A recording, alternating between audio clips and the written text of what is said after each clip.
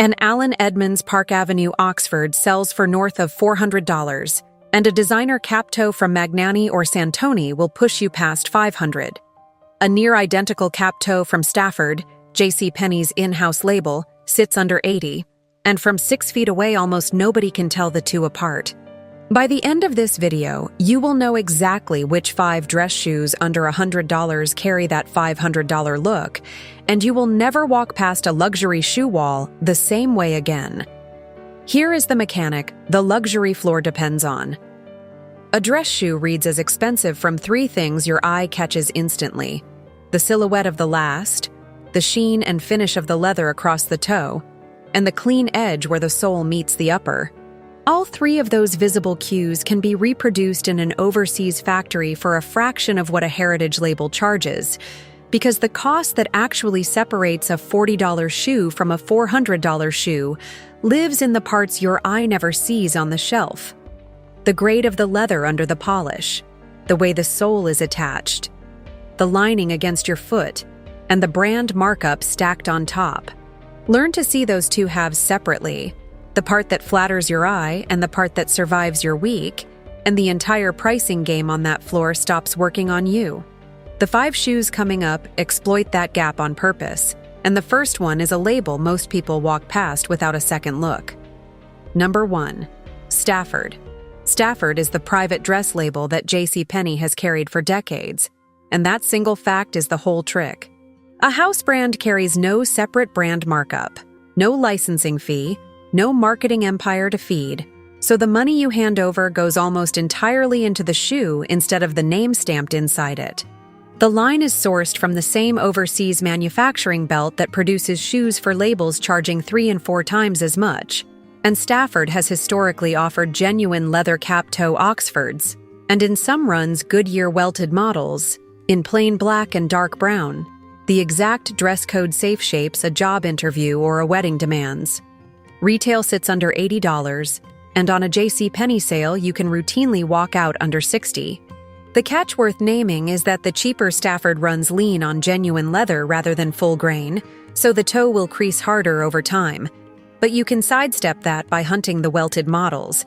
And either way, the upper is real hide, not the coated plastic that sinks the bottom of this category.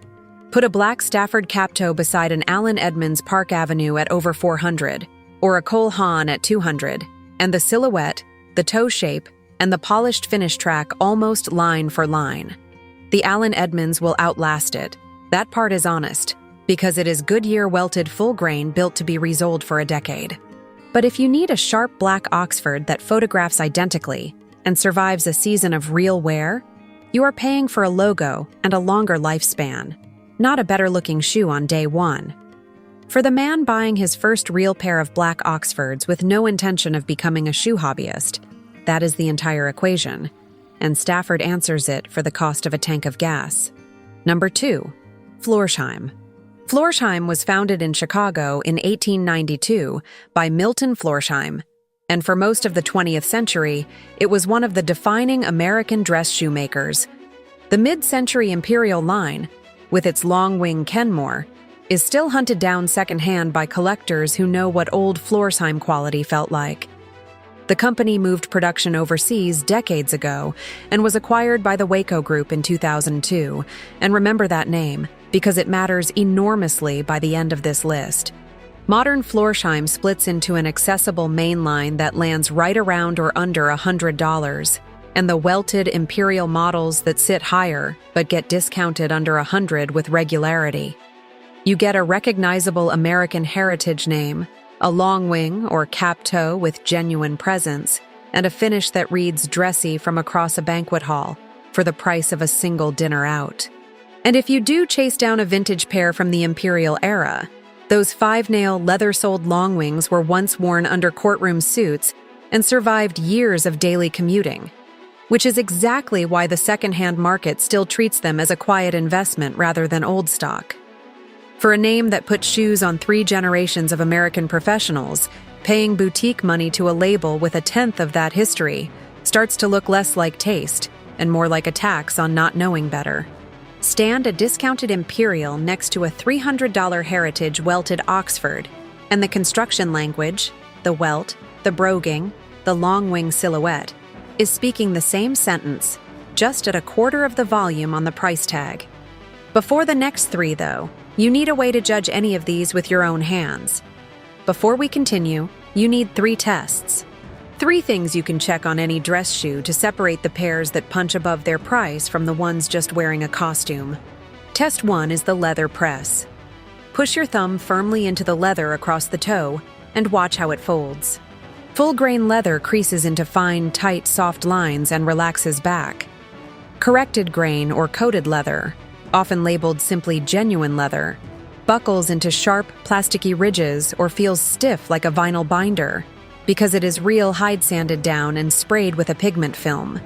The shoes that look $500 and last are the ones whose toe wrinkles like skin, not like a trash bag.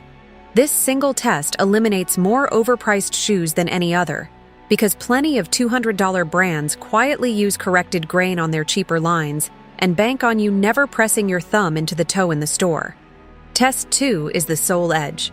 Crouch and look at the seam where the upper meets the sole. A welted shoe shows a visible strip of leather running the perimeter with a line of stitching through it, which means it can be resoled and rebuilt. A cemented shoe shows a smooth glued line with no stitch, which means when the sole goes, the whole shoe goes in the bin. Neither is wrong for the price, but you should know which one you are buying. Test 3 is the lining and the heel. Reach inside and feel the back half. A smooth leather lining breathes and ages well. A fabric or foam lining sweats and wears through. And then press the heel counter at the very back. A firm cup that resists your thumb holds the shoe's shape for years. A soft, squishy back collapses into a slipper within months. Run those 3: toe press, sole edge, heel counter, and the price tag stops doing your thinking for you. Of the 2 so far, the Stafford and the Florsheim both pass the first test on their leather lines and clear the third with a proper counter, and the next one passes the toe test on looks alone. Number 3. Stacey Adams. Stacey Adams was founded in 1875 in Brockton, Massachusetts by Henry Stacey and William Adams, which makes it older than most of the luxury houses people genuflect to, and it is owned today by the Waco Group, the same parent that owns Florsheim. Hold on to that. Stacey Adams built its modern identity on bold, fashion-forward dress shoes, high-shine cap toes, two-tone spectators, dressy monk straps, manufactured overseas and priced almost defiantly low, with the staple Madison cap toe and its dressier Oxfords landing between $60 and $100. This is the brand for the man who wants the shoe to be seen. Where a $400 designer leans on restraint and a perfect last, Stacey Adams leans the other way, into shine and shape and detail, which means it competes most directly not with quiet luxury, but with the loud, lacquered fashion shoes that sell for triple at the front of any department store. Put a glossy Stacey Adams cap toe or a sleek monk strap against a $200 designer mall version with the same lacquered finish and the same elongated dress last, and the visual drama is identical. What you are skipping is the marketing budget and the showroom rent baked into the pricier pair. It will not be an heirloom, but for the cost of 2 cocktails, it delivers a shoe that turns heads at a price the head-turners never guess. The older brand competing as the cheaper brand is the kind of irony the luxury market would rather you never sat with for too long. Number 4. Nunn-Bush. Nunn-Bush was founded in Milwaukee in 1912 by Henry Nunn and L.A. Bush, and here is where the pattern becomes impossible to miss. It, too, is owned by the Waco Group, the same company behind Florsheim and Stacey Adams, 3 separate-looking brands at the affordable tier, all answering to one Milwaukee parent. Nunn-Bush carved its lane as the comfort dress shoe, building dressy Oxfords and derbies with cushioned memory foam and comfort gel footbeds, manufactured overseas and sold almost entirely under $100, frequently in the $60 to $90 range. The obvious comparison is Haan, the brand that built its entire modern reputation on cushioned dress shoes using sneaker-grade foam inherited from its years under Nike, now owned by the private equity firm Apex Partners, and priced from $170 upward. The Haan name carries a halo because of that Nike lineage and the Manhattan flagship glamour, but the foam under your heel does not know which logo is printed on the insole. And Nunn-Bush has been quietly building the same kind of cushioned dress shoe for working men for over a century before comfort tech became a marketing slogan. Strip away the brand glamour and you are choosing between two cushioned leather dress shoes built in the same overseas regions. One priced for a marketing department and one priced for the man who has to wear it on a concrete floor for 8 hours. It gives you the same idea. A leather-look dress shoe with a soft athletic-style sole for men who stand all day. At less than half the price, without the borrowed sneaker tech mystique. You are buying the comfort, not the legend attached to it. Number 5. Bruno Marc. Bruno Marc is the most modern entry and the purest expression of the whole game because it is an Amazon native brand that manufactures in China and sells straight to you through the marketplace with no department store, no boutique, and no traditional retail markup standing in the middle taking its cut. The lineup is exactly the dress code arsenal a young professional needs. Cap-toe Oxfords, monk straps, plain derbies, penny loafers, in clean black and brown, priced between $35 and $55 a pair, which is not a typo. The leather is corrected grain and the soles are cemented, so these are not your Resolute for a decade shoes, and the 3 tests will tell you that honestly.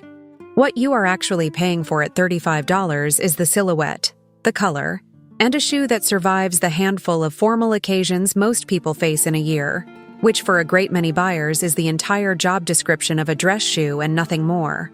But stand a $35 Bruno Marc Oxford next to a $180 marketplace shoe with the identical silhouette, the same coated shine, and the same glued sole, and you are looking at the same shoe wearing a different price.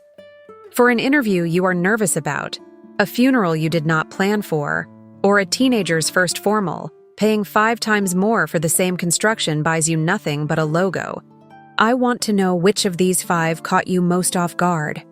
And be honest, would you wear a $35 Amazon Oxford to a job interview if the photos came out identical? Or does the price tag still live rent-free in your confidence? Drop it below, along with the luxury brand you suspect is quietly running the exact same overseas playbook. I read the replies, and the brand names that keep coming up are usually the ones I look into next. Lined up, the 5 tell one story: Stafford under 80, a discounted Florsheim near 100, Stacey Adams between 60 and 100, Nunn-Bush in the 60 to 90 lane, and Bruno Marc for the price of a large pizza. Every one of them carrying a silhouette and a shine that read like the $500 wall, while the press test on the toe tells you whether the leather is skin or spray.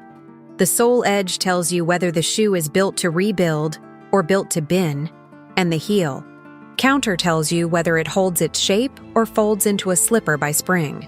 The part the luxury floor never says out loud is that 3 of the 5 shoes you just heard, Florsheim, Stacey Adams, and Nunn-Bush, sit under one roof at the Waco Group. 3 distinct personalities, 3 different stories, 1 corporate parent, and 1 shared overseas supply chain, which is the entire premium dress shoe market compressed into a single fact. The silhouette your eye loves and the shine that reads as money are the cheapest things on the shoe to reproduce, and the brand has every incentive to let you believe they are the expensive part. That is the quiet machinery behind almost every glass shoe wall. Sell the silhouette at the price of the structure, and let the customer assume the 2 always travel together. The genuinely costly differences, full-grain hide, a welt you can roll, a leather lining, a real heel counter, are precisely the things you cannot see on a shelf and can feel in 10 seconds with your own thumb. Once you can run those 3 tests yourself, the number on the tag stops being a spec sheet and goes back to being what it always was, a story you are now free to decline. That is the whole secret the floor is built to keep. If this changed how you see that glass shoe wall, subscribe before the next investigation, because the markup hiding inside the belts, the wallets, and the watches on that same floor is even steeper than the one on the shoes. And send this to the one person you know who is about to drop $300 on interview shoes this week. They can walk in looking identical and keep the difference in their pocket, where it does a lot more good than in a shoebox.